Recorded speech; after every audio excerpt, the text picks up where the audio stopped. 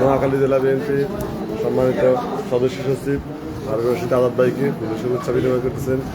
রায়গঞ্জ উপজেলা বিএনপি নগর নির্বাচিত আহ্বায়ক অলকামার কাঁচান্দ দাস, সদস্য সচিব মাহমুদুল হক আহমেদ ভাই, যুবদলের পৌর বিএনপির নবনির্বাচিত আহ্বায়ক হারুন ভাই, পৌর বিএনপির সদস্য সচিব মহসিন ভাই উপস্থিত আছেন।